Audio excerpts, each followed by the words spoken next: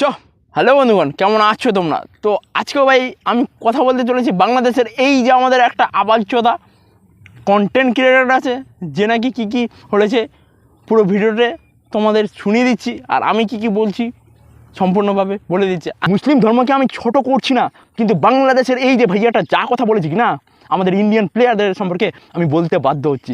তাই মুসলিম ভাইয়েরা আর বন্ধুরা, ভিডিওটা কিন্তু তোমাদের জন্য হবে না, আমি যাকে বলছি তার জন্য ভাই। সো এসি হ্যাঁ বলে ভাট, আজকের ভিডিওটা লেটস গো শুরু করে দেওয়া যাক।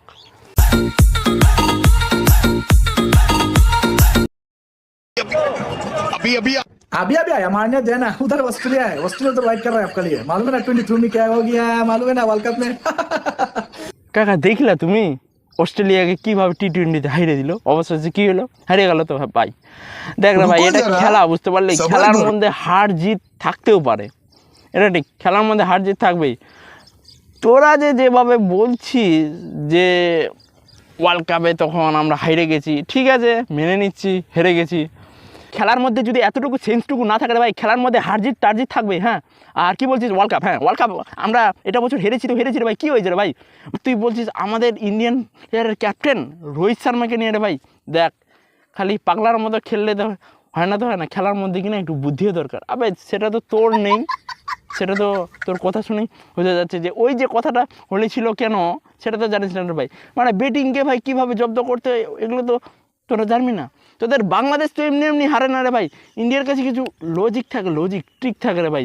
আর তোরা পাগলা চোদারা ইউটিউবাররা ভাই, তুই ইউটিউবার না কন্টেন্ট ক্রিয়েটার, আলবাল ছাল, তুই হচ্ছিস একটা লেওড়ার বাল। আমার ভাই আমার যা মনে হচ্ছে কি জানো, এর কি না নিচেরটা তো কাটা আছে প্লাস উপরের তারও কাটা আছে রে ভাই, পাক্কা। समझ रहे हो समझ रहे हो आप समझ रहे हो ना। আপনারা যারা বলেন না কেন আমরা বাংলাদেশ হয়ে কেন আপনারা ইন্ডিয়াকে সাপোর্ট করেন না, ঠিক এরকম কারণে অসম্মান করেন যেন। অপমান কে হয় জানিস? যার সম্মান আছে রে ভাই, যার সম্মান নাই সে আবার অপমান কীভাবে হবে? बात तो सही है। আর ভবিষ্যতে যদি ইন্ডিয়া ভার্সেস কলাগাছে যদি কোনো ম্যাচে কলাগাছ কি সাপোর্ট করবো, কখনো ইন্ডিয়াকে করবো না। আমি তো জানি রে ভাই তুই কলা গাছকে সাপোর্ট করতে চাইছিস কেন। তো তুই ভাই গোটা কলাকে সাপোর্ট করবি না, আবার সেই কলাটাও আবার কেটে সাপোর্ট করবি। तू समझा? हाँ नहीं तू समझा नहीं। তোমরা যখন হারবে ঈদ